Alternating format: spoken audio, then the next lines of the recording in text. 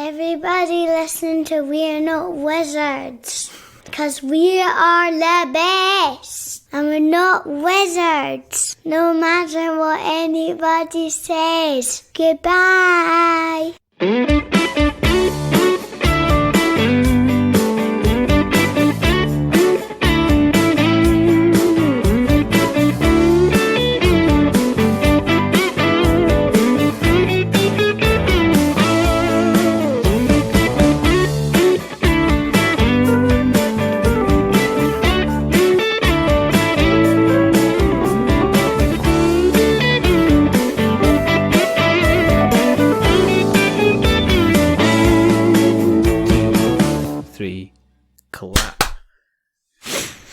I'm still not convinced that's very good. It doesn't matter. I've been doing this so often now. It's like easy to, it's like the Matrix. I don't even see the wavelengths anymore. I just, see. I've got no rhythm. That's my issue. So I always struggle with that bit. I've seen that video clips of you with unmistakably brilliant rhythm.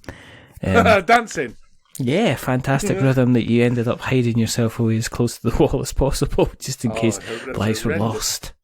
That was horrendous. It's not horrendous. It was an amazing thing. And one of the things, do you know what I feel? Whenever I listen to that, or whether I remind myself of that, I feel a bit guilty because I remember me going, "Oh yeah, if Dan ever reached whatever it was, I would do an entire episode as Elmo." That never. Well, no, came. don't. For God's sake, don't do that. I know. I don't think anyone was wanting you to do that. I don't think anybody was. There should be no guilt. No. I know. People would pay to stop you doing that. No one would listen to it anyway. No one listens to your show anyway, Richard. So.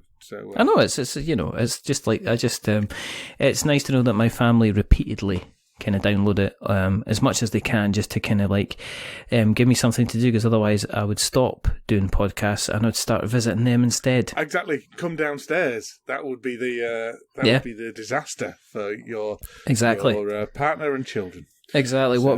What we're gonna? I can't binge watch what the strange detective series that I'm watching. Do you know what? What? I caught what I was like one of these things. My missus was watching Love is Blind.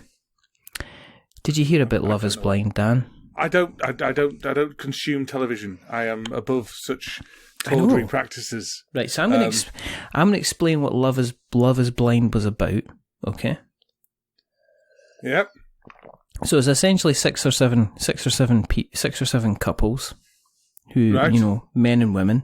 This sounds dreadful already. And what happened was that it was a dating show. Oh my goodness. And then what would happen is that there was 2 adjoining rooms with a wall between them so you couldn't see each other. And what they did is they put a man and a woman in each room. Yeah. And they got them to talk. And the idea that at a certain period of time, they would couple off, and then they would propose, and then they would get married. That sounds like a very sensible show to get to participate in. I don't know, because I always think, when did we start scraping the barrel? When did we get through to the other side of the ground? It's interesting, isn't it? Because I don't know if you remember, but when we were kids, they used to have all these shows about, look at these crazy, wacky Japanese and their silly television programs where they eat bugs and do all these horrendous challenges and stuff. And then 5 years later, I'm a Celebrity, Get Me Out of Here, or Fear Factor, or whatever you want to call it, comes along, and we're doing. Yeah. But these channels are just all populist rubbish, aren't they, anyway? Why don't you watch TV? I would have thought you would have been somebody who, well, maybe it's the wrong impression, but I would have thought you would have been, at least had one kind of box set underneath your belt. Or are you quite particular? Do you kind of stay away from the normal kind of rubbish? I don't watch terrestrial TV. Right. I haven't got the patience is ultimately what it's for. It's not a failing with the television. There's some damn fine TV out there, even more so these days. It's that I haven't got the patience. As soon as a plot arc starts taking a turn I don't approve of, I stop. and get frustrated. So I've not seen the end of nearly every single show I was into because I got irritated because one romantic plot line went one way that I didn't think it should have done or whatever. So I just think, right, that's it. I'm not having anything to do with that. I just don't. It's not that I don't have the time, because I definitely do have the time. Because what I do have the time for is looking through Reddit, watching crap YouTube videos, and I just don't have the attention span for television. These days, TV is all. It's all overarching plots, isn't it? I know. And you got to watch it. It's all binge. It's all aimed at the binge, not aimed at people like me who just dip in and out. And also, I've got no tolerance for feeling unpleasant in my entertainment. So I only like cozy stuff. I only like nice cozy murder mysteries like Agatha Christie stuff. I only like nice gentle comedies. I don't like cringe. I don't like cringe humor. I don't like Kids in Peril. I don't like horror. I don't like gritty stuff. Anything gritty is going to turn me off. I don't like feeling uncomfortable for entertainment. I'm not saying there's anything against anyone who does, but I just don't like feeling negative emotions as a source of entertainment. I like feeling positive emotions for a source of entertainment. And so most of the TV these days is not aimed at me, because it's mostly aimed at embarrassment, as far as I can tell.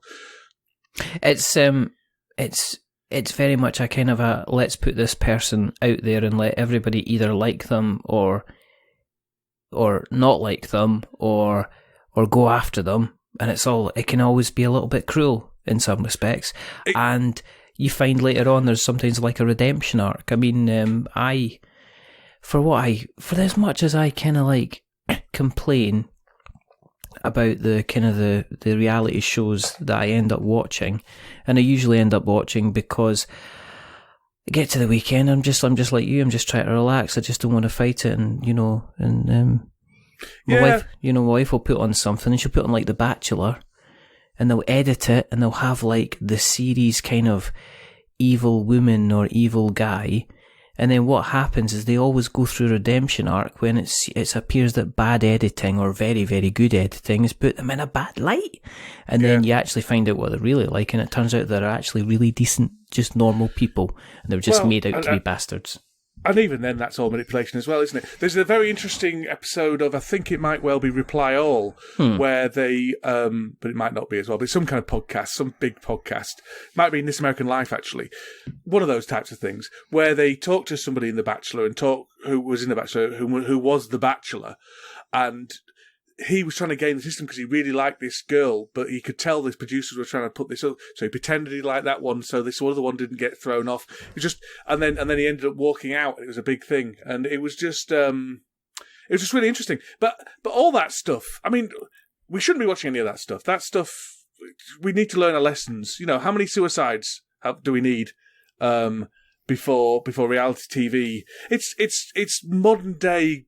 You know, throwing people to the lions. It's almost like gladiatorial combat. It is. It's thumbs up and thumbs down, and the person thinks they've got control of it. The person, they kind of, they're in it for the fame, and it's a quick, easy route to fleeting fame, isn't it? Going into a reality TV thing. But I remember even the early days of like Big Brother, and people would come out and they would have 6 months to a year. You'd still see them kind of kicking about and stuff like that, and you'd learn to. I mean, if you look at some of the original kind of folk from Big Brother, they were all kicking at, like Alison Hannigan and stuff like that. They've made a huge career out of it. Even your Nasty Nick was kind of like turning up now and again. Yeah. Other people have gone in to be like radio producers and stuff like that. So it's all kind of really, really, really, really kind of interesting. In terms of yourself. Because I wanted to ask you this question, because we can talk about board games, and board games are fantastic and wonderful, and we can talk, but... They're for nerds. Geek! Sorry, go on. In terms of your creative drive... Yes. Where does it come from? I mean, have you always been quite creative? Have you always been... Because it takes a certain type of person. So there's somebody that can be very driven, and they say, right, I want to do this. I want to be a doctor. Yeah. And they find out exactly what they need to do. And they go away, and it's 100% commitment all the way until they become a doctor. And then they wake up and they're 60 years old and they're retired and they're playing golf and they've done their life the way they want to do it. And then you get other people that kind of go through life kind of like in a room full of fireworks. setting off something, watching it explode, then seeing it fizzle, and then going to the next kind of firework. And the impression I get from yourself, and correct me if I'm wrong, is you're very much more like a fireworks person than a driven on the rails. This is what I want to do. This is where I want to go. I don't think there's much difference between the two. I think the difference is the attention span of the driven person to the firework person. I would agree with you. I'm more of a firework person, but I'm not all about 7,000 different fireworks going off at the same time. Although at the moment I've got quite a lot of projects on. But I'm about the laser focus of one project, and it consumes me. As in, when I'm driving, I'm thinking about it. If it's for example, when I got back into podcasting and I wanted to be really serious about podcasting, it's when I'm driving, I'm listening to podcasts about podcasts or podcasts that I admire, or things to get or whatever I'm doing, whatever hobby I seem to have. And board games being the longest hobby I've ever had, really. And it's interesting because I felt it wane, but it's not disappeared. And I'm attached to it in many ways, in kind of an ancillary way, with the board game media stuff I'm doing and things like that. Which I kind of, so I'm not saying I've fallen out of love with board gaming, but I wonder how much board gaming I'd be doing if it wasn't for the fact I was doing all this other stuff on top. I think no, that's not true. I would still be board gaming because I think gaming has been a consistent hobby through my life if I think about it, and I have moved away from it slightly at times, but I've always been very keen to take it back up. It just never really had a name, never really had a tabletop name. I was role playing, or I was war gaming, or I was doing all that stuff. I don't know what that's relevant. No, I move on. Much like that conversation, I do move on from one thing to another quite rapidly, and sometimes I don't know. I think that's good. I think were you like that when you were younger? I mean, were you the boy that kind of picked up kind of Airfix models one week and then decided he was going to go hiking the next week and joined the Scouts, and then kind of had that for a while and got really obsessed with it and then kind of moved on?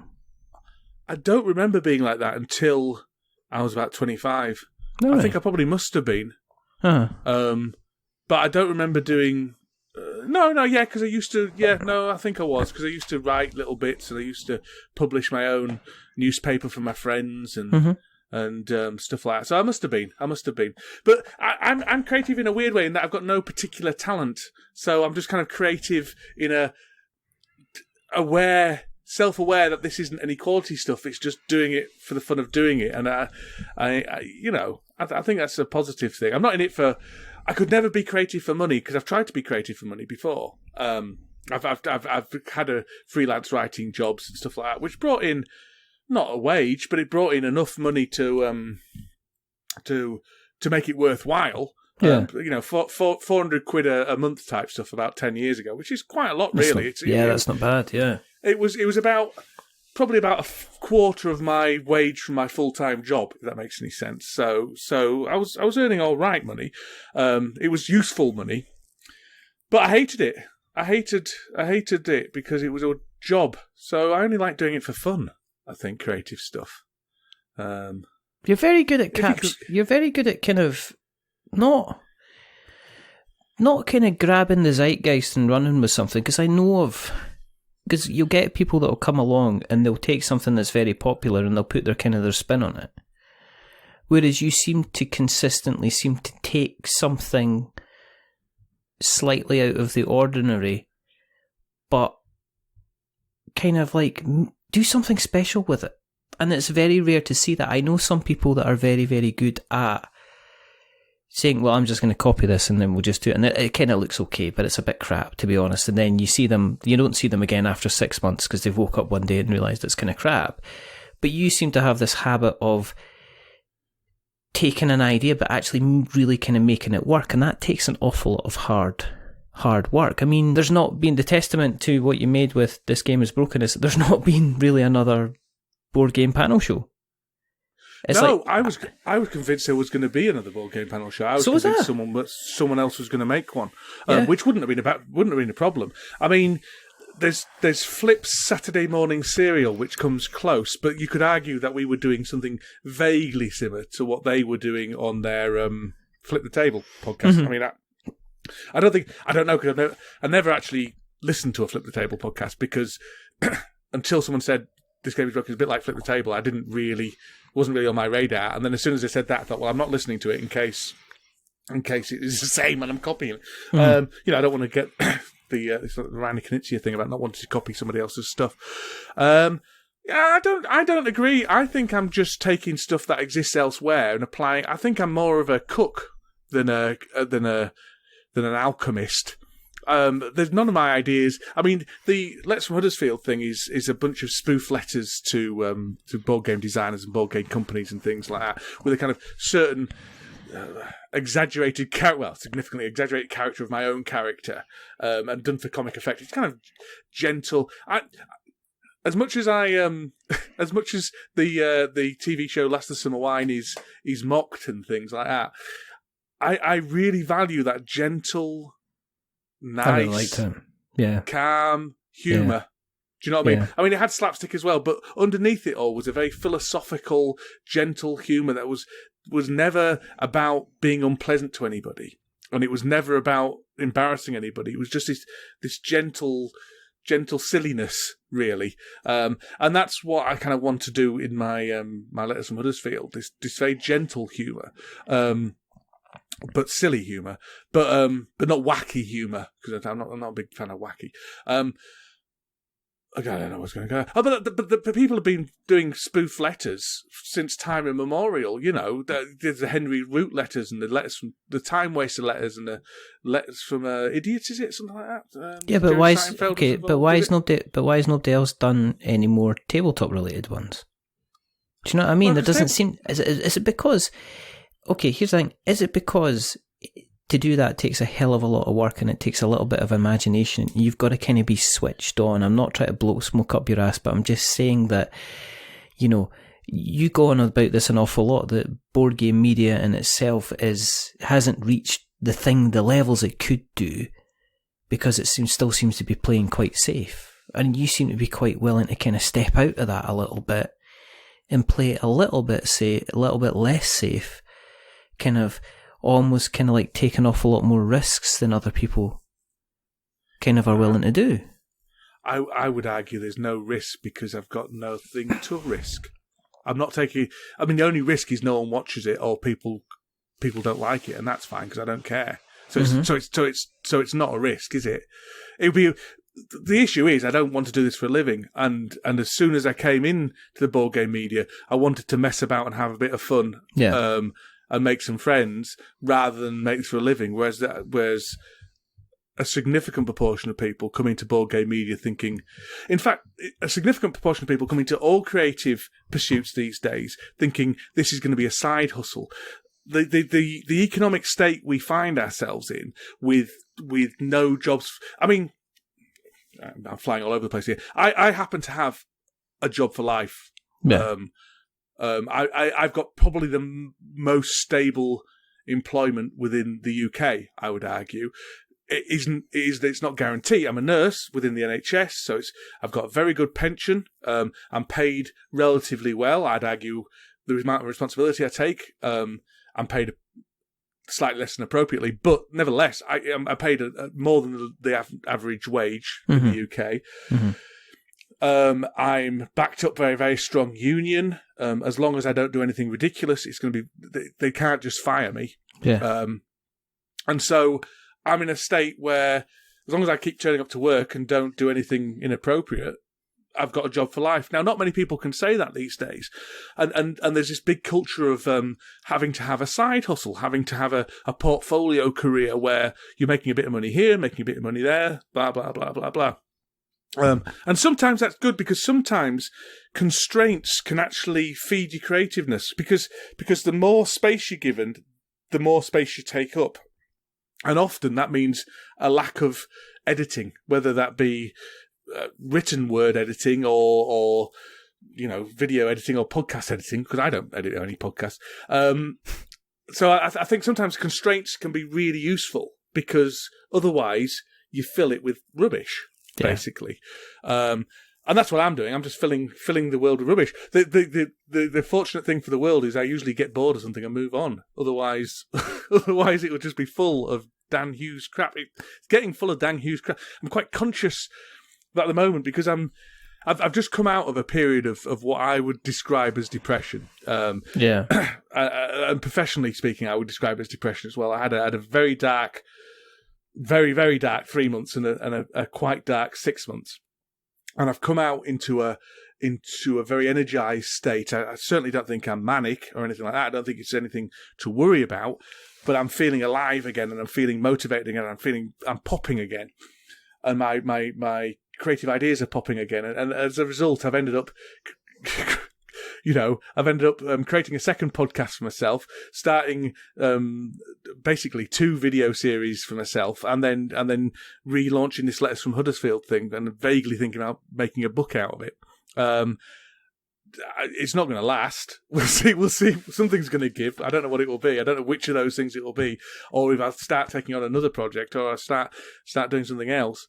I'm really just interested in hearing the creative thing about it, because I got another podcast that I do, and it's all based around this kind of making something awful, and I'm always fascinated about the creative side of it. And when I was thinking about our conversation tonight, it's very, very easy to jump in. I mean, we could talk about the state of Kickstarter, so what? We could talk about the state of board game media, kind of so what? We could talk about reviews, it's kind of like so what? We could talk about what we're playing.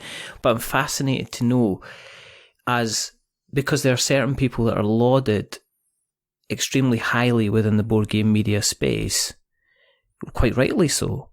But there's unsung heroes as well, which they don't get as much attention as they should do, and I think it's sometimes because their face doesn't necessarily kind of gel or fit within the acceptable spaces that it should be, and that's kind of slightly frustrating. I don't know how you can fit that. I think it's just going to be a maturity thing.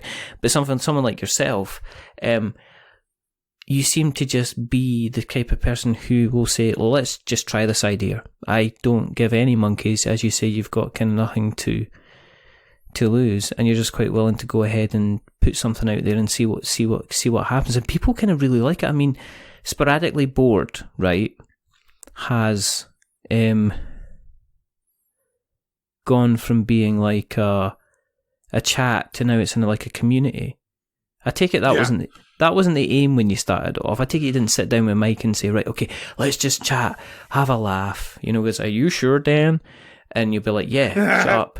And, I'm just going to go off and shave my goatee. And, you do like that extra work, don't you, Mike?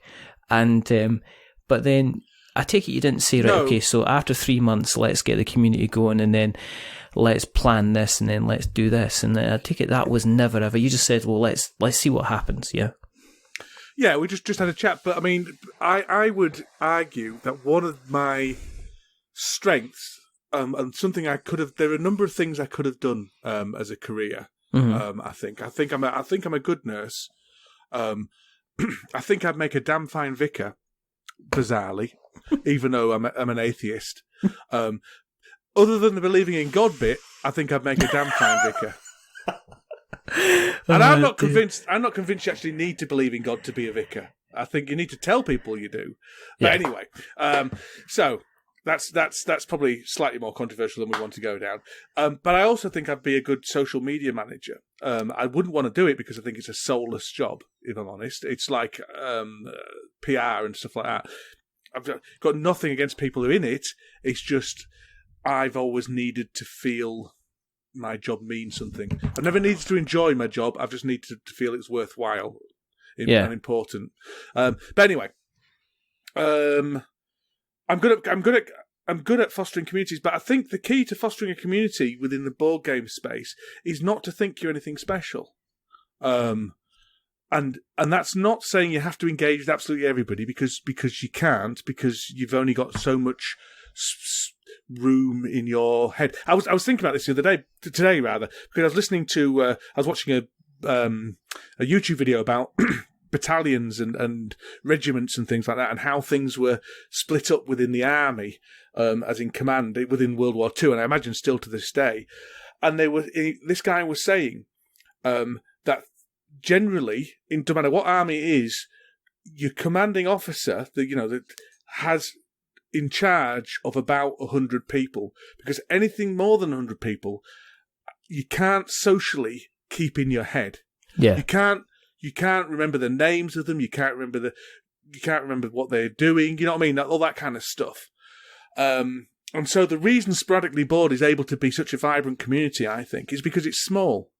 I think if we got to the size of the Dice Tower, we could, and those guys are really good at maintaining community and especially at cons and things, talking to people and things, but they talk to people as celebrities.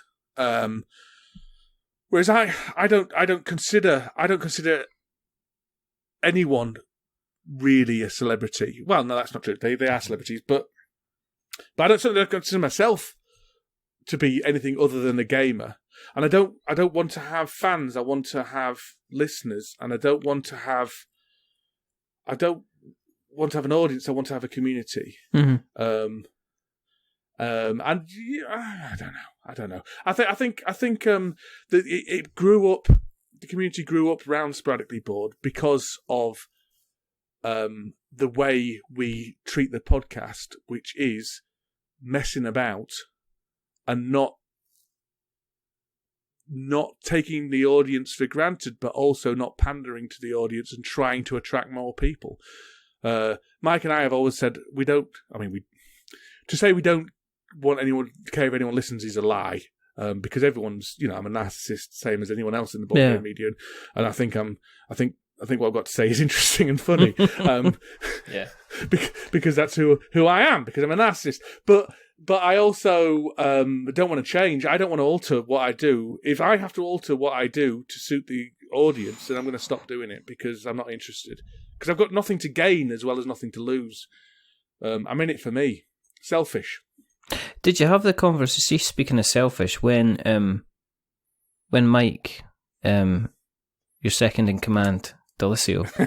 Sidekick, I like to call him. He'll love that. Occasional friend and constant arch nemesis, which you've got rid of now, which I'm quite disturbed and distraught about, because I like, I'm a man of order. But when he obviously there was discussions about the Dice Tower and the kind of the role coming up, did you actually sit down and say, or did you ever broach the subject about saying, well, maybe you have to step away from Sporadically Bored? I mean, did you ever say, well, like, if you need to, you can? Was that ever kind of brought up, or was it a case of, no, we're just going to continue, because it's almost like, it's still like, Sporadically Bored seems like a hobby to Mike. It's something that he likes doing that takes him away from, let's face it, being up to his arse and cardboard every day. Yeah. Well, it's a hobby to me as well. Yeah. Yes, we had that conversation, but it wasn't when Mike joined the Dice Tower. It was when we recorded before we recorded our first episode. Oh, right. I'd just come off the back of This Game Is Broken. Yeah. I was chatting to Mike because Mike is a very good friend of mine, and that was another period where I don't think I was depressed at that point, but I wasn't happy. And we talked about it, and we said, there's no pressure. There's no pressure here. We'll record when the name Sporadically Bored came up because we're going to record when we want to record. Yeah. And we'll quit when we want to quit, and we don't have to give any reason. We'll just, if one of us wants to stop, then we just stop. So every podcast we do, it could be our last. And that agreement has not only been implicit, it's been explicit between us for the entire of the time. And it was, we had a very brief chat about whether the Dice Tower was going to make any difference, Mike's position on the Dice Tower. And it'd be foolish to say it won't, because it's gone, now Mike's persona has gone from being a hobby and nothing to lose to his job to lose if he suddenly starts saying things about people in the industry or whatever. Not that he would, because he's too nice. Yes. And also he doesn't hold particularly controversial views anyway. No, he's not. He's just a state, isn't he? I mean, it's just like one of these reasons that I'm glad you're on the show, because the stuff you come out with kind of makes me giggle, but it also realises that maybe I can be a little bit more edgier as well. Do you look? I mean, have you thought about kind of really try to push it. I mean, I know that there's some people that go on and try and kind of make it. But why? Why would I want to? Because I get that as well. I see sometimes I think, if I can just do this, I can just do that. And it's a case of satisfaction. I think you have to be aware of what you're going to be happy with. When I was in, the reason I quit This Game Is Broken is because, well, there's a number of reasons, but one of the reasons I quit This Game Is Broken was because I had a conversation with Gary King, who's the artist who does all the art for This Game Is Broken, and Death by Monsters, who's a marvellous artist and a very nice man. I've met him. He's lovely. Who you've met. He's an incredibly warm and generous man, and I very much like him. And he said, because one of the things he does is kind of corporate motivational work, or where are you going with this type of stuff? He does away days for corporations and just charities and things. And the thing he said to me was, where do you want This Game Is Broken to be? Where do you see it ending up? What are you wanting out of this? And I said to him, in 6 months' time, I'd like to have double the numbers and stuff. And then I thought, why? Why do I want double the? Why? What am I going to get out of it? Nothing. All it would do is more pressure. The more people you get, the more pressure you have. Yeah. And it's like positive comments on YouTube. It's like I've just started doing Dan and Cora again, because Cora really wants to be on YouTube because she's 7, and I apologise to listeners here because they probably don't no idea. We never even introduced. Don't even know my name. Never introduced it. And never introduced what I do and stuff like that. No. So which is fine. I apologise to people who no one listens to this anyway. Doesn't matter. Yeah, exactly. But I found myself, because I've done three videos for Dan and Cora now. The first, I've done a lot more than that, but over the last 3 or 4 weeks, the first one got about 3,000 views. The second one has got about 1,500, and the third one's got 1,500 roughly. And I find myself thinking, God, I hope this one gets more than the last one. It's like, what? Why? Yeah. Why? That's not a route to happiness. The happiness is in creating it, not in the number of people. There's some happiness in the engagement within the comments and things like that as well. Don't get me wrong. And yes, I'm a narcissist and I want people to see things and to enjoy things I do. But the reality is, 1,000 people enjoying something you do is pretty amazing anyway. And there's very little difference between 1,000 people enjoying it and 2,000 people enjoying it. It's just a number. There's no more satisfaction to be gleaned in that, other than this kind of weird competition you have with yourself to be constantly improving. So if Sporadically Bored got more and more popular, what would happen is the community would get more and more fractious. There'd be people come in that don't really fit. We would start having to moderate our Facebook group. Yeah. It would start feeling like less of a community. We'd start getting people coming in trying to plug their Kickstarters. And something would be lost. So it is what it is. And as soon as we stop enjoying it, we'll stop. Yeah, I mean, I put a message out recently on the Patreon to say we're not going to be recording as many shows as we were. Yeah. Just not for any reason. I was kind of a bit, I don't know, because I think sometimes you need to sit down and have a word with yourself when you end up becoming a hypocrite because, I end up becoming a hypocrite because I'm always kind of like, it'd be really cool if we reach this level. But then at the same time, what I'm also saying is I really, really appreciate any type of interactivity that I have with anybody who listens to the show. Mm-hmm. So you got to balance it up. It's like, well, what do I want? Do I really want 50 more downloads an episode or 100 more downloads an episode? Do I want, or is it more important that somebody messages me in a private message and says, I really, really enjoyed that show that you put out. That was really, really good fun. Because I could see a jump in downloads. It doesn't affect me really emotionally in the long term because then you're looking for the next fix. Whereas you're just looking for the next hit all the time. Yeah, but when somebody actually interacts with me, says me a message and just says something really, really nice or really, really kind, or says, I thought that was hilarious, or I thought that was interesting, I thought it was insightful, that kind of lasts longer to me, because I know that I'm actually having an interaction with a human being. But sometimes I got to sit down and have a word with myself and highlight what's important to me. And it's like what you said, is it going to make a big difference to my life if I wake up tomorrow and the show's all of a sudden got 1,200 downloads in it? I mean, I'm pretty honest and open about the downloads that we get. I mean, over time they go about like 500-600 listens a show or whatever. If it turned, as you said, you're right, if it turned to 1,200 overnight, it would only be a number, because if I didn't get the level and a massive increase in interactivity with other people, what difference is it really making? And it would be a number that you'd want to be beating. Yeah. It would be a number that you'd become very quickly dissatisfied with. And not only that, it would be a number, and if it went down to 800, 800 would then be a number you would be then disappointed with. I mean, there's been times in various podcasts I've done when we've had a big spike for some reason. We might have had somebody on who's, people wanted to listen to or whatever.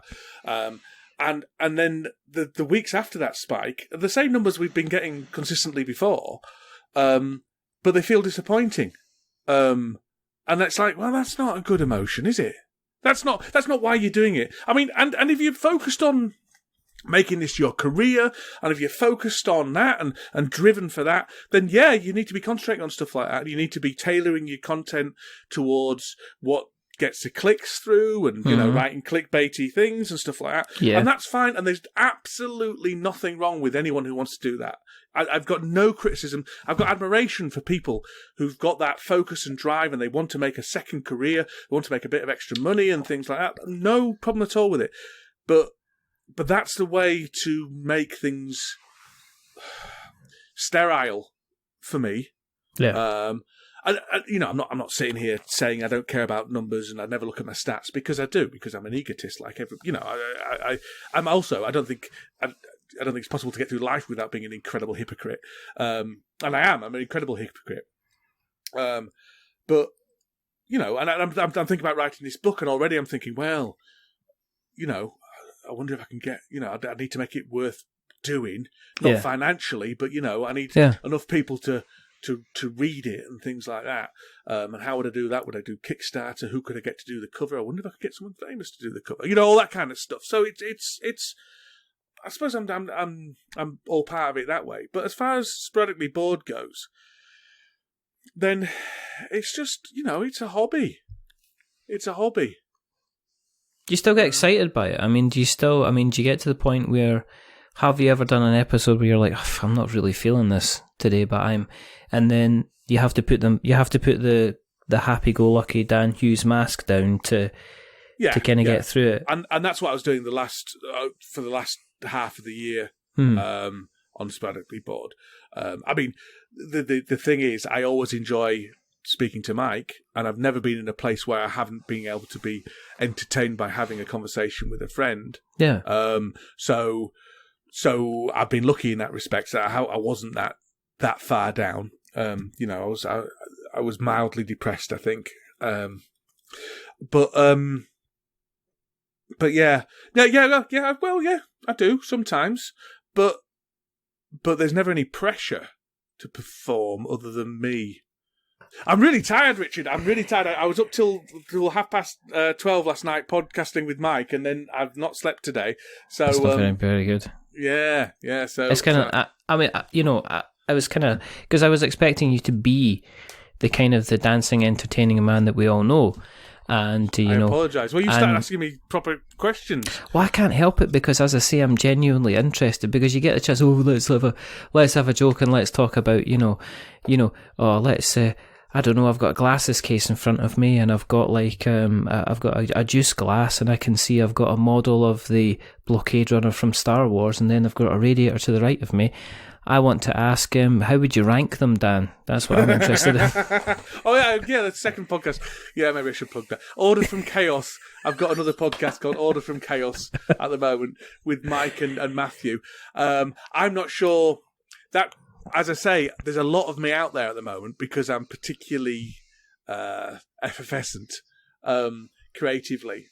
See, I don't even know if it's called creative. I don't think you can argue it's creative. But anyway, I'm particularly effervescent at the moment. I'm bursting with things I want to do, and so if you could make you could, I think people get tired of me quite quickly. Do you think so? Yeah, I get tired of me. I can't listen to the same. If a podcast comes out more than once a week, well, more than once every 2 weeks, I never listen to all the episodes. I don't want to break it to you, Richard. Sorry. I'm used. Do you know what? I found that, and also what I found is I get this kind of thing where I get people pick and choose what they listen to, which is fine. Yeah. Because they pick the name and they go, I'm going to have a listen to this and see how it happens. And then what happens is then I'll occasionally get a message from somebody who's listened to a episode from 6 months ago, and all of a sudden I'll see 20 or 30 people have downloaded something because somebody's mentioned it somewhere. Oh, I've been on this one somewhere, and that kind of happens. I put out the content that I put out because I like speaking to people. Yeah. It's really bad. It's just my nature. If it's the case, if people weren't listening or downloading it anyway, I'd probably still be speaking to people. That sounds really bad, but it's just I like it. It's an excuse to speak to people, isn't it? Absolutely. And that's what you've always said. Now, I think Mike enjoys that speaking to people thing on Sporadically Bored more than I do. If I don't know the person well, I'll be less talkative. Whereas Mike is really good at drawing questions out of people and things like that. He's a fantastic interviewer, is Mike, actually. Whereas I'm not a fantastic interviewer. I'm good at putting sarky comments in from occasionally popping my head around the corner and going, "Ha, you're an idiot," and then turning around. I would argue I'm better in the first half of our podcast than the second half, which is definitely. Unless it's someone I know really well, like you or Matthew or whoever. But that's fine. I don't care. What were we talking about? Oh, you like talking to people, exactly. So that's why you do this podcast, and that's fine. It's allowed. We're in a democratization of media at the moment. We're living in an era where you can broadcast yourself to the entire world. We've never lived.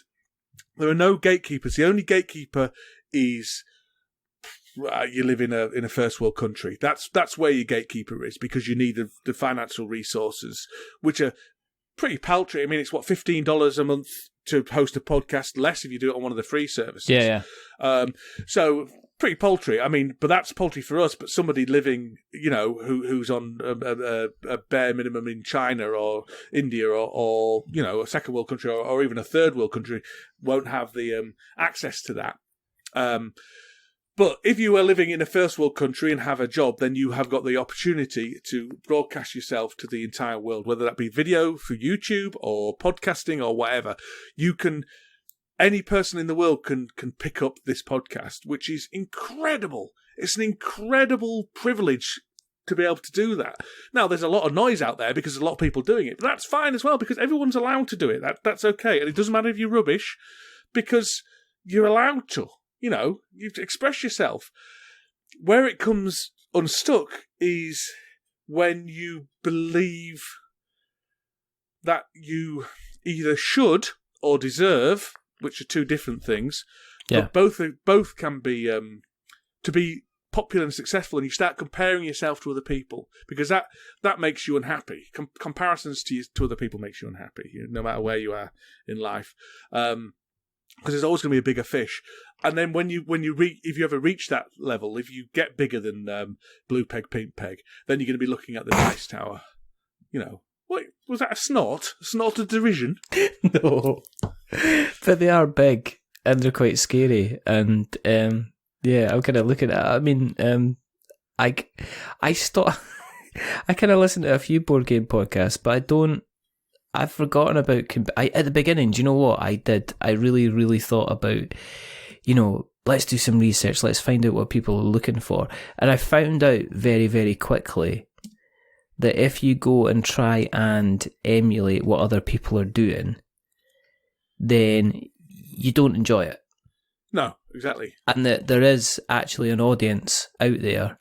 If Mike DeLisio did go out and do, Driving with Mike, driving Delisio would probably be the better one. And he did his top 10 of cars and where he likes to go and polishing his, his bonnet and his hubcaps and everything like that. There is an audience out there that would lap up, the dulcet, gentle, warm tones of Mr. Delisio discussing his carburetor, or I don't know anything about cars either. I just take it to the garage and say, fix that and don't charge me too much money.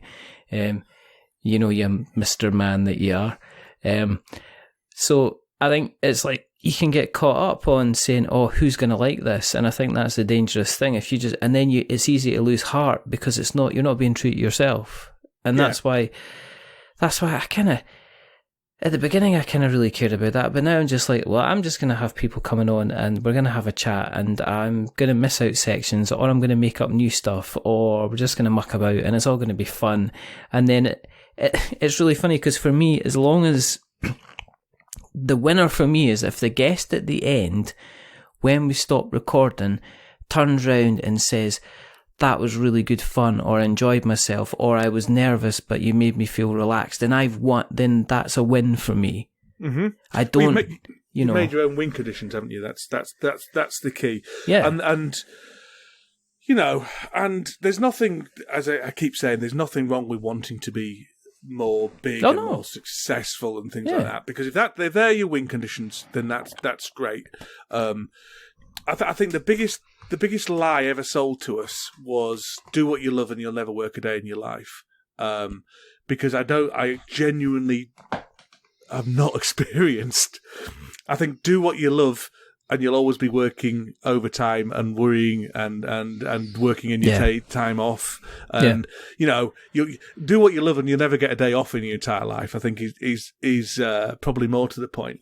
So I'm more than happy to keep mine as a hobby. Now, I do have a Patreon now, and that's because I needed a new computer and I couldn't afford one. So I thought I'm going to either have to stop doing all this stuff or I'm going to have to ask for some money. But I'm not sure if I'm going to keep on with the Patreon once this computer's been paid off. We'll see. Because it makes me feel a bit weird, which has been pointed out to me is a very insulting thing for the people who support my Patreon, so I need to get over that feeling. It's difficult. I'm not forcing anybody to do that. But yeah, I don't know. It's interesting, isn't it? I mean, I think I'm an anomaly in creators. I certainly feel like I am because it just feels my earphones are really loud. My I don't know if you can hear it, but my computer keeps giving me these messages, and it's distracting me. Can't stop it. You're just creating additional stuff for me to edit. Yeah. Do you edit? Yeah, I'd leave all that in. Really? I'd leave all that in. Yeah. I think that's part of me. I think depending on who it is, I'll sometimes edit stuff in, and if I edit out anything, it's to make the other person not. If they've got vocal tics and stuff like that, I'll not always take them out because I sometimes think it takes away the natural breath of the conversation. Yeah, the personality. But, yeah, which is a bit nauseous. And sometimes I haven't, depending on it. Sometimes I've left things in because I think it's hilarious and funny, but it's not derogatory to that kind of person. Which is fine, which is kind of fun. But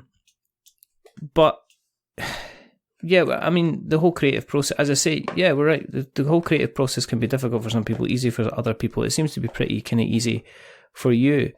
But why haven't you done something professional? Because you say, oh, I'm not this kind of media type person, but the stuff that you continue to churn out, there's folk that would love to have a kind of like an ideas person, like, what are we going to do next, Dan? Oh, well, it's going to be, let's have 3 people on a boat and one of them's like a baboon and it's just their journey to get an island. What do we call it? Or we call it, 3 ships baboonoid or whatever, and everybody goes, ha ha, that's amazing. And then, you go off and write it.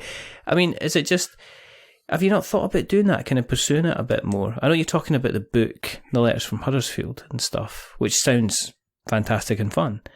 But is it just not, look, I've got my job, and then this is a hobby, and it means I can walk away. I'm not kind of het to anybody. I think you're overestimating my creative abilities. I think I'm a mediocre at best creative person. Well, you're a guest, and I've got to be nice to you. I'm not going to, I'll wait until I'll speak to Mike I'll speak to Mike in private message and say, well, here he was again. The ideas man was on and foofed. Yeah, maybe. I wouldn't know how to. And anyway, I love my job. I try to make people who are going through some of the worst times in their life feel better. Mm-hmm. So there's nothing more rewarding than that. Sometimes I hate my job. Yeah. Sometimes it makes me feel very stressed. Yeah. But ultimately, I'm doing something that's a force for good in the world, and I'm pissing around doing this kind of stuff as a hobby. I think that's real life. My job is real life. This is just messing around with a bunch of wavy lines on a screen that I'm looking at the moment.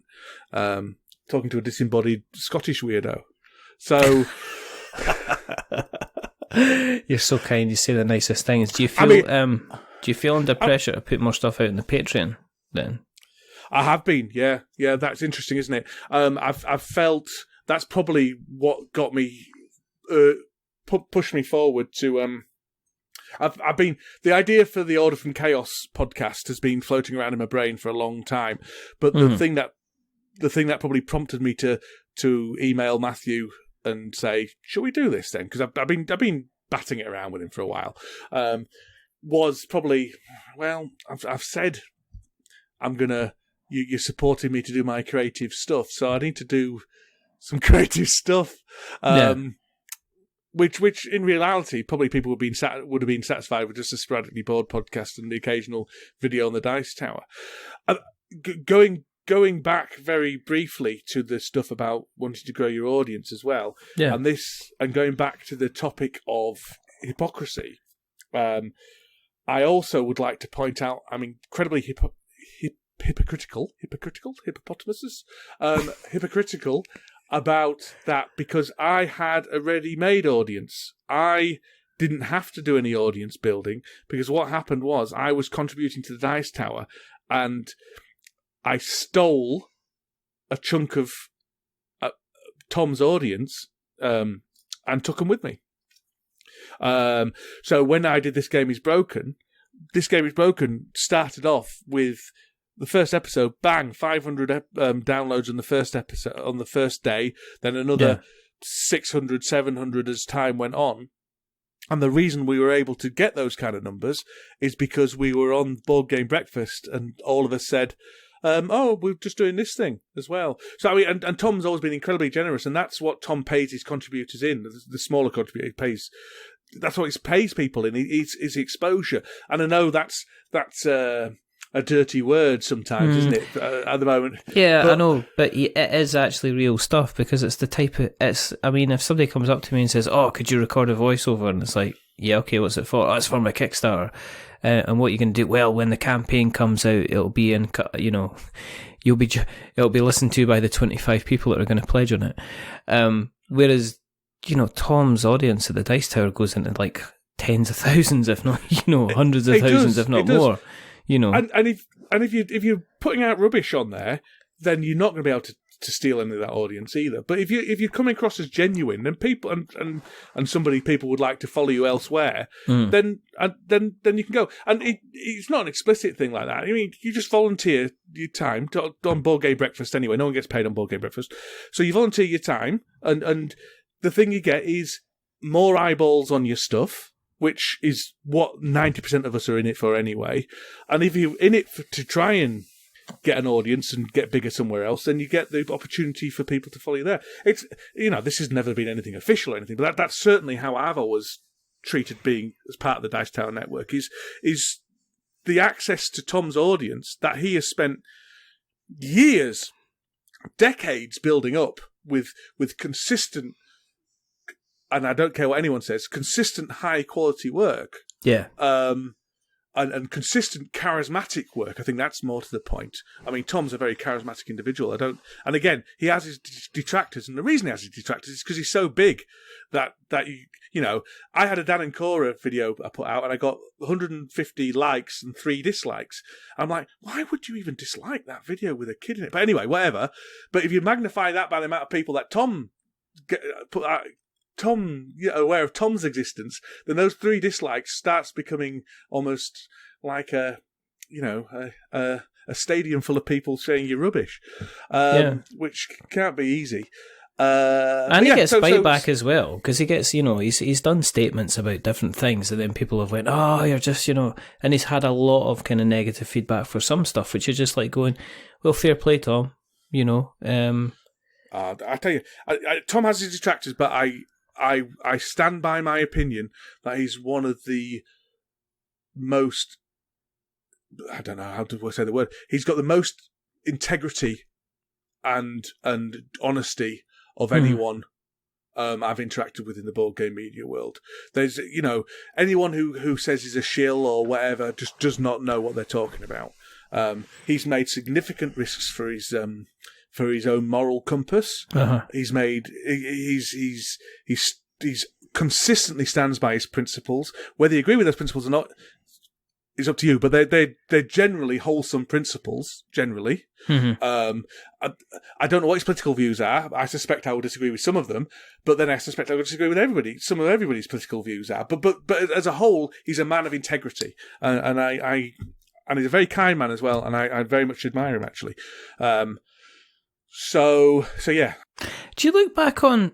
Do you ever go back and visit the stuff that you've done? Yeah, in the I'm past. an egotist. Do you actually go? I mean, I listen to my shows. Yeah, I'll be honest. To my shows as well. And the reason I'm proud of my shows. And the reason I listen to my shows is quite simple: is that when you're recording, I don't always remember what I actually said on the recording, and I don't always remember. I remember at the moment in the time, because I forget sometimes I'm recording and we're just having a conversation, and then when I go back and edit it, I'm looking for imperfections to take out. I'm not necessarily I'll listen to the flow of the conversation, but then when a new episode comes out, I am egotistical. I will go and listen to them, and I have listened to some of them again, because some of them are absolutely hilarious. Like, there's a couple of my favourite episodes. Anything I've done with Ben. I did go back and listen to the one that we did together, just because of that one last bit at the end. When you tickled me with saying CFAX, No, I listen to everything I do, and I listen to it a few times because I create stuff that I like to listen to, so therefore I like listening to it. B, I'm a raging egotist. Yeah. And C, I don't say I'm particularly reflective or striving to get better and things like that, but even on a subconscious level, you learn what you feel works and what you feel doesn't work. Now, that might be a different opinion to the audience's opinion, what they feel work and what. But as long as you're making it for you, it doesn't matter what they think. And D, I'm proud of it. I'm proud of it. The thing I'm most proud of at the moment, I think, well, I've done a few things I'm proud of. I'm really proud of Sporadically Bored. I think it's really, really good. I think it's and part of the thing that I like about it so much is that it's completely honest. Is Sporadically Bored. It's a completely honest thing. I mean, obviously you're keeping some things back because some things are personal, and obviously you're presenting yourself in a certain way because that's the way you are choosing to present yourself to the world.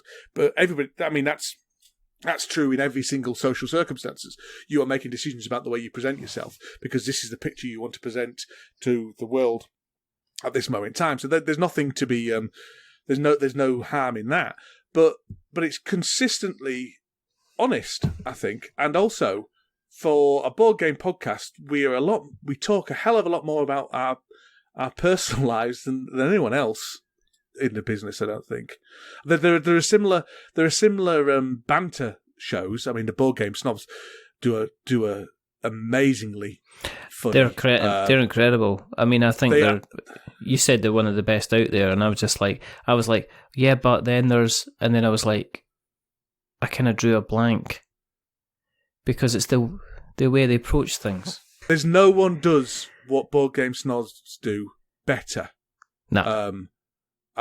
They are no, and I think people try it, don't they? I think people have tried to be not kind of chatty and stuff like that, but I think it's just a case. It's very much like they remind me very much of like a much more refined, educated version of yourselves. In terms of the conversations that they have. But no, they kind of have a tendency to run with stuff, and it's not a case that there's somebody at the back shouting at them going, let's get back on to talking to the board games. They'll sat there and they'll just like, you can tell they're having really a whole lot of fun, and the fact that you get to jump in and be a part of their world for the 45 minutes or an hour that they're recording, Jerry and Gabby, it's hilarious, some of the stuff. And when they came on did your, and I would say to anybody who's not listened to Sporadically Bored, if you want to skip all the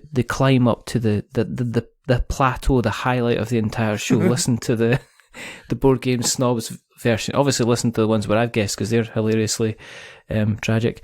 But listen to the Board Game Snobs, because there was just a certain amount of back and forth and hilarity that was going on, which there wasn't a let's get consciously back to talking about board games, it was just kind of there in a conversation. And that's what they do in their show. They just, if they want to go and talk about 15 minutes about Batman, then they'll go ahead and do that. And it's kind of like, screw you if you're here for the board games, because that's not what we're talking about. So that's why I kind of like it.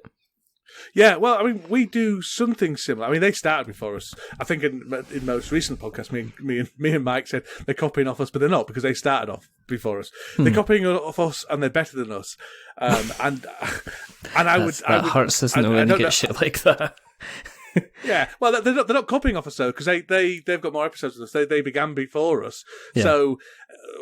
No one's copying off anybody. They just do a similar style of very conversational podcast that we do. They don't have guests on, which is where we differ maybe. And we also differ in that I would argue they are almost professional level comedians. And me and Mike are just two idiots bantering, really. But yeah, I don't know. I love the Board Game Snobs. If you take nothing else from this podcast, go and listen to the Board Game Snobs, because they deserve to be big. In terms of what, they're not small, but yeah. Because does that not stifle them after a while? Because I know, Board Game Barrage or Barrage, they're getting big. I mean, they seem to be appearing on kind of like different shows and stuff like that. Yeah, and I'm always wondering about if you get to a point where you actually need to watch what you're saying, and if then you need to get to a point where you need to watch what you're saying. Is it going to potentially stifle the kind of the magic and the wonder that kind of made you popular kind of in the first place? Only if you have the type of podcast where you have to watch what you're saying, because if you because Board Game Barrage has a very different type of problem. They're very funny guys, and you can tell that, not round the edges, but you know they're funny guys, and you know they're personable and stuff. Yes. But they have chosen to go with, and it's a completely appropriate choice. To go with a relatively rigid formula of what did we play, topic of the week, on we go. Do you know what I mean? And they actively stop themselves wandering too far. They'll wander a little bit, but they'll give themselves a minute and then come back. Whereas snobs will give themselves 45 minutes or 30 minutes to wander around into madness, and that's fine. But one of the reasons Board Game Barrage has got so big is because there is a very big audience, and you'll see it consistently said over and over again, consistently said in criticisms of mine and Mike's podcast, I like them, but they wander all over the place, and if you're not interested in it, then you're in trouble. I like my board game podcast to be to the point and be about board games and stuff like that. Yes, and Barrage are able to interject their personalities as well as keep on topic, which is a very, very difficult skill to do. So they're marvelous at what they do, and they deserve all the success they get, because again, I would argue they are some of the best they are at the podcasts that they do. The Board Game Snobs, you are never going to be listening to Board Game Snobs if you want on topic board game chat all the time, because you're just not going to get it. You're going to be frustrated with them after the first 20 minutes, and you're never going to listen again. So the audience they build up are going to be the people who want a more conversational podcast, who want a relationship, to feel like they're in the room with a bunch of friends and things like that. I would argue you probably even get people who have been in the hobby longer, because I think the longer you are in the hobby, the less interested you are in what's the next game, what's, all that kind of stuff, and the more interested you are in the people who play games and a more conversational tone to your podcast. I could be wrong, but that's how I feel. That's certainly how I developed. I went from wanting to hear the top 10s and, what's coming out this week and, what did you play this week and stuff, to thinking, yeah, but I'm not going to get any of those, so I'm not really that interested. And then wanting to connect with people and feel a connection with people. And that's what you get with it. And to be honest, to be entertained with the snobs, because they're so funny. So funny. They're so goddamn quick as well. And they've got comedy accents as well. It's just Gobby's like, he brings in these like one-liners, and Jerry's like, I've got this. He's got this list of puns he's going to bring in at any time, and you think, is Jerry kind of talking nonsense, or is that actually? And you can just guess it. That is, he's got a list in front of him, and he's just willing to reference that as quickly as possible. And they're both like, Jerry's incredibly sharp. Yeah. He's incredibly sharp on the show. And this is turning into the board game snobs appreciation kind of 5 minutes. But, it should be. You need to get those guys on. I have to. I think it's just one of these things. I don't know if they listen to the show, but if they do listen to the show, they'd be more than welcome. They'll listen to this one, because I'll tell them that they're. I'll message them and say we're praising them effusively. I don't even know what that means, but it sounds lovely. Do you think? I mean, if you were, in your kind of experience, if you were going to give advice to anybody out there who's listening in and saying, right, actually, I'm going to go ahead and do something, now's the time for me to, write that blog or record that podcast. Is there any kind of advice you would give to somebody who's currently just giving 20 million excuses why they shouldn't be doing something? Well, it goes very much back to the thing that I told you and that you wrote down and made go viral. It's, do something awful. That's what. Yeah. No, I would say, number one, do it. Yeah. Number one, do it. Don't wait till you get good, because you won't be good, and you're never going to be good enough. So just do it. Yeah. So that's that. But also, my other advice, if you want to go into the real kind of social media type thing of it, is try and engage with people who are at the same stage you are. So it's important to have allies with anything you do. If you're blogging, it's good to have a network of other bloggers you're talking to. If you're podcasting, good to have another network of podcasters, and just everybody who's doing that kind of stuff. But the most valuable people to you, the people you're going to give the most to and get the most from, are the people who are at the same stage as you. So if you are podcasting, then sure,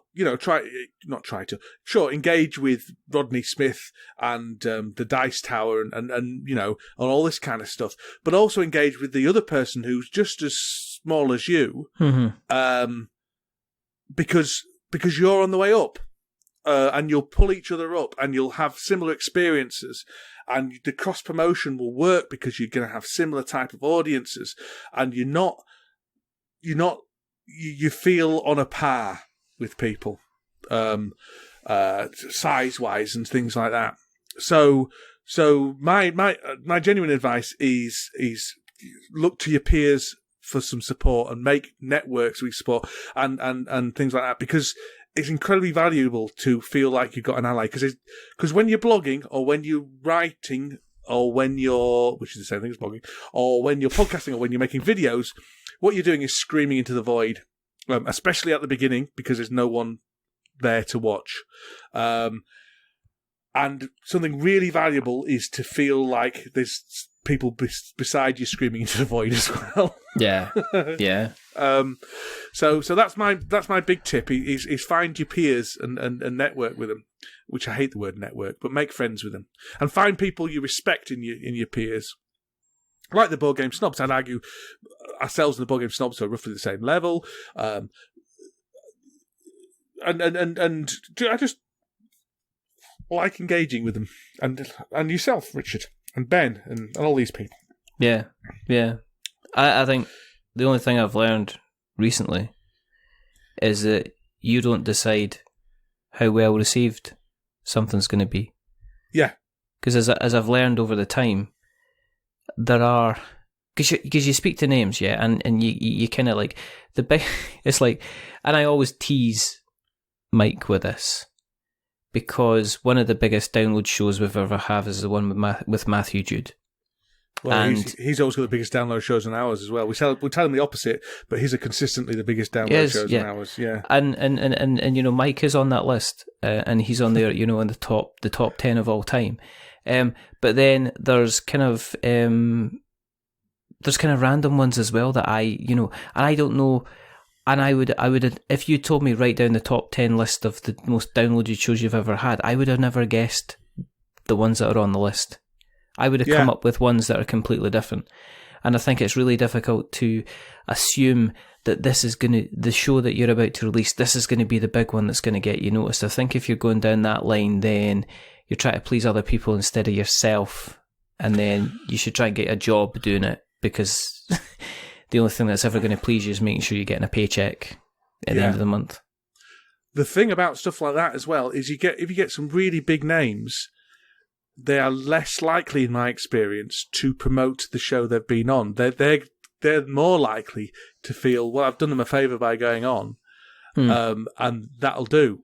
So you think, oh, fantastic! I've got an interview with Jeff Goldblum today. It's going to be amazing. Everyone's going to listen. Yeah, and you just get your normal listeners because Jeff Goldblum hasn't told anyone else that he's on it, basically. Whereas if you have an interview with Dan Hughes, he's going to tweet out, "I've been on this podcast," and his friends are going to listen to it because, oh, what's Dan up to? You know what I mean? All that kind of stuff. And I totally agree with that. I see that again. You see that. You kind of see that again and again. I've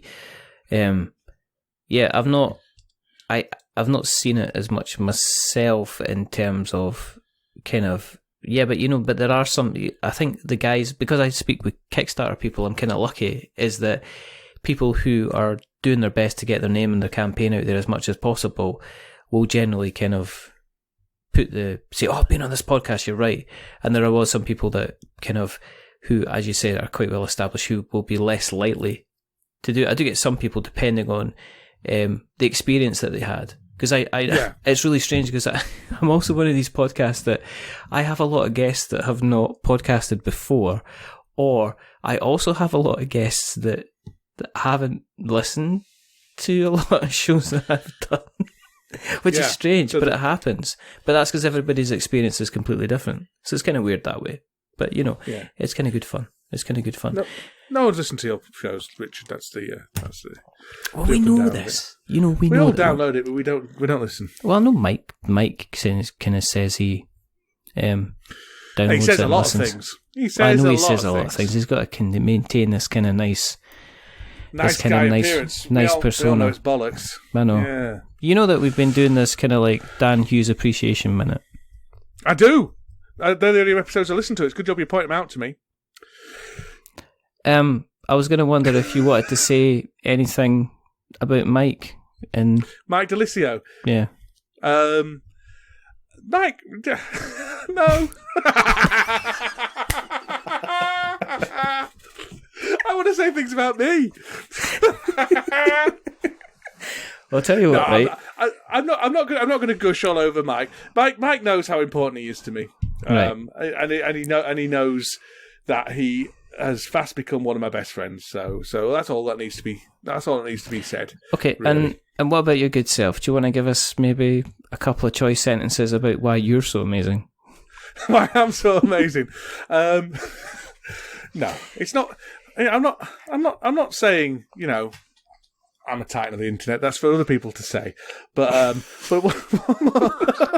what would like? No, I'm not amazing. I'm not amazing at all. We all know this. So? This is why that joke is funny. I'm just somebody who pisses around on the internet. That's all. And I, just whatever. So with that stunning collection of words, phrases, and proses. Frozes. I don't know what I'm talking about. I think I can barely talk anyway. You're barely rational. Yeah, I've still not played God Tier. I'm quite upset about that. I've played it for a while. It's very good. We'll play it at Aircon, providing it's not all cancelled. I don't want to talk about that. Well, there was certain conversations that have been happening around about the office at the moment about kind of social responsibility with regards to talking about a highly contagious disease and whether or not going down to an event where several thousand people are going to be attending is potentially the right thing to do. I'm going to have to seriously consider it carefully, not because I'm worried for myself, but because I work with the over 65s. I visit a lot of very vulnerable elderly people every day for work, and I can't be blasé with that. So I'm gonna have to see how it goes. The downside is that I have arranged to meet a lot of people there that I will not get a chance to see again for months, if not years. And so I'm very keen to go, but I also have a responsibility to my patients to ensure that I am not transmitting diseases to them. But I mean, I think I'm just going to have to take the advice of the government, really. And if by next week they're advising not to go to any things, then I won't go to any things. Yeah, we shall see. Yeah, it's tricky, isn't it? It's a scary time to be a convention organiser. This comes out of left field. Yeah, I hope it's okay. As I say, I just know that it would be the case that I would be coming back, going to the office, and then phoning in sick the next day, because I'd be like, oh yeah, or not wandering around the office for 2 or 3 weeks, going, I feel great, and then phoning in sick, not feeling well, which is not. I think the latest thing is it's not transmittable while you're feeling well, as far as I'm aware. Right. Now that isn't official guidance because that's only something I've vaguely read on the BBC. I'm keeping quite a close eye on it, but so I think that's a positive thing. But it's a nightmare, isn't it? It's an absolute nightmare. It's like it's almost like because what we're going. Okay, so we've had the plague of locusts. We've had the diseases. We're having the skies falling. Yeah. We're having. Potentially, some people have said the Antichrist has turned up. It's like, wonder what else is going to happen. You're expecting kind of like, it's true. I've heard it said though, and I've got a lot of sympathy for this. That if the media was reporting about the climate crisis in the same way they were talking about the coronavirus, as in how many people have died, where things are unusual, all that kind of stuff, this constant churn, then we might be able to do something about the climate crisis, which is something we have a lot of control over, unlike the spread of a disease, which we obviously need to wash your hands and stuff like that. Yeah. But it's a bit more of an act of God, isn't it? Really, rather than an act of humanity. It's interesting stuff. It's all interesting stuff. It's fascinating because, like, I've got a friend who works at a university, and they're worried because they have a lot of Chinese people who come to the university because one of the major sources of funding for universities these days is foreign students, and they particularly have targeted the Chinese market to come over. Because there's some prestige goes with going to a UK university and things like that in China. But all the Chinese students, they're not going back to school now until April or June or something like that. So they're not actually going to graduate school. So there's going to be a knock-on effect for our universities in that there's going to be less students coming over next year because they won't have graduated. They'll have to do bits again. My daughter's in a GCSE year. If they start closing schools down, what's going on there? You know what I mean? It's all these little mini. I mean, there's the board game stuff about things not being made in China and things. That's not just board games. That's absolutely everything that's been manufactured in China. That's going to slow down. So it's obviously the loss of human life is the most important thing, but the wider economic, and when I say economic, I mean economics as in the subject rather than just money, but the wider societal impact that just even everybody, well, 80% of the population taking 2 weeks off work is going to it's just amazing. It's just how we live in such an integrated society these days that a spoke in the wheel snaps and suddenly it's like a butterfly effect. Something goes wrong here and next day you can't get any toilet roll. I saw that pictures today of people stocking up, and it's like it affects your chest. It doesn't affect your bowels, mate. People are practically kind of stockpiling and stuff. It's like, And I think it's in Australia as well that the rush on the toilet roll happened. But I bet if I went to the supermarket tomorrow, there's going to be less toilet roll in the shelves than there were because that was a news story in the BBC, toilet roll shortage in Australia. And I bet there'll be people thinking, maybe... Even I thought, I wonder how much toilet roll... We get our toilet roll delivered. It comes monthly in a big box. Oh dear, I bet it's rough. I keep raw saying to cotton. my wife, "No, it's not. It's very green." My wife gets it because it's recycled, and it's a very green thing. But I'm like, I'm sure. I'm not convinced. Not convinced it's that green if it's delivered, specially delivered. Came up in the steam train. Yeah, it's like one of these things where you're thinking, is this just preying on our middle class values here? This bespoke toilet paper. I'm not convinced. I went in Tesco's today, and the entire shelving where they usually keep like the wipes, the floor wipes, and everything like that, cleared, absolutely cleared out, nothing at all out there. Which is kind of one of these things. I have no idea if I wanted to where you can find. I mean, we've got antibacterial wipes, I've got my spray, I've got my hand lotion stuff, I've got everything like that. I mean, it's going to be, give it a couple of weeks. There's a potentiality it might be impossible to find, but we don't know. However, if people have run out of toilet paper, but they can't find that, but they do want to find you,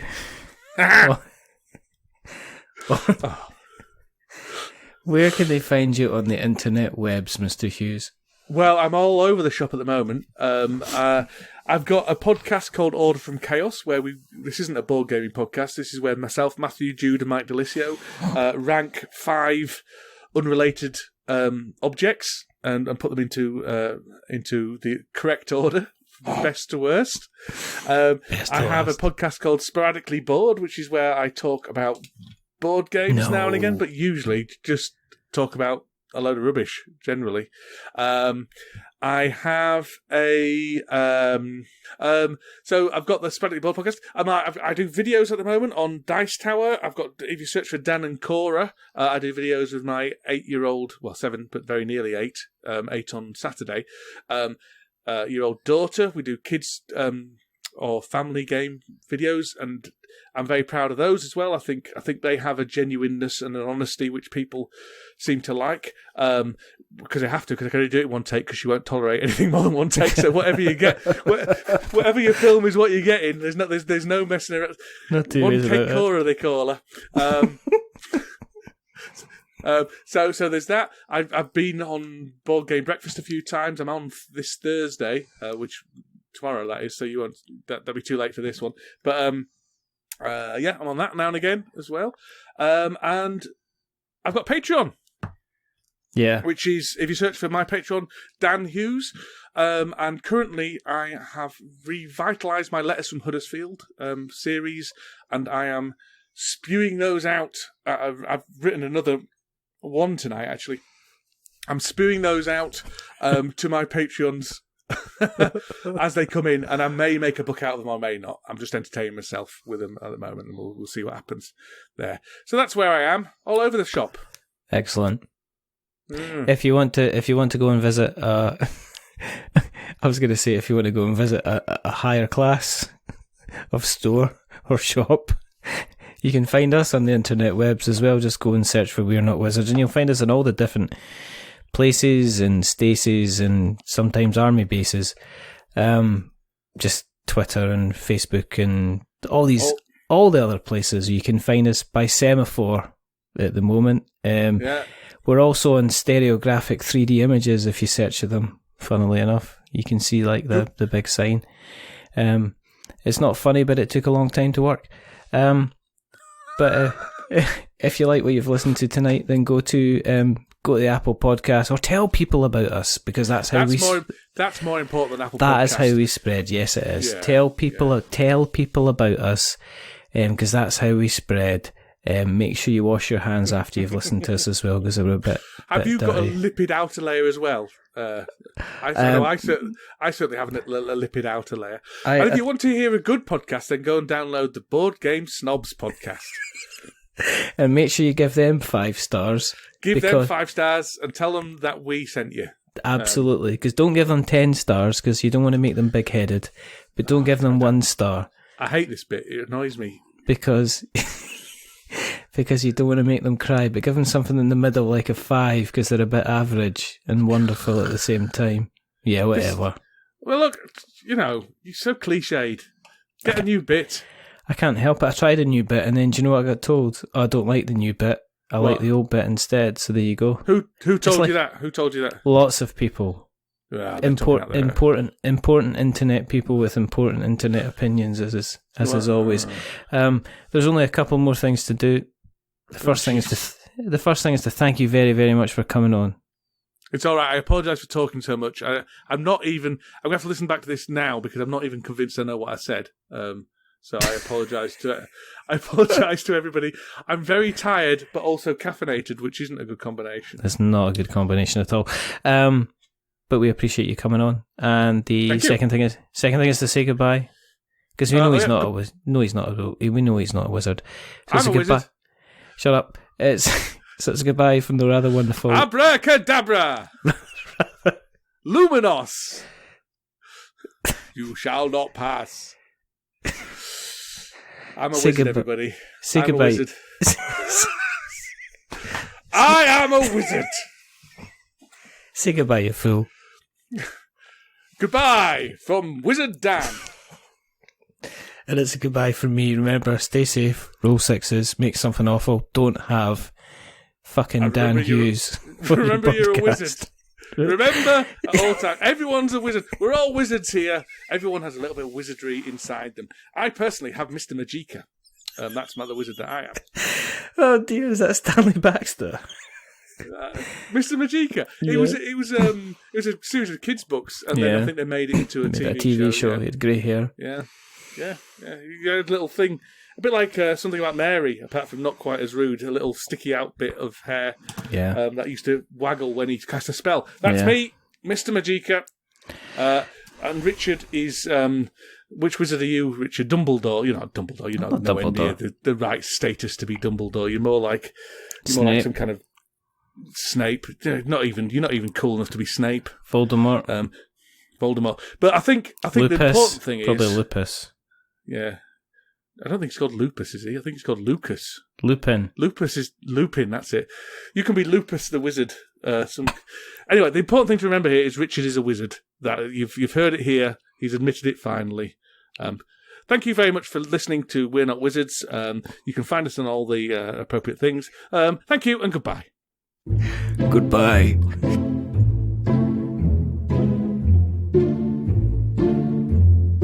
A wizard is never late.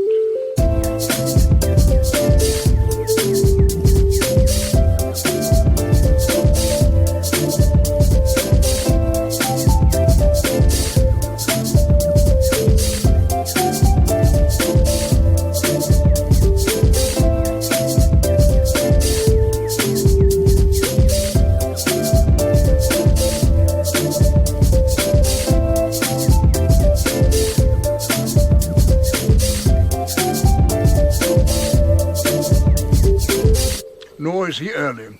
He arrives precisely when he means to.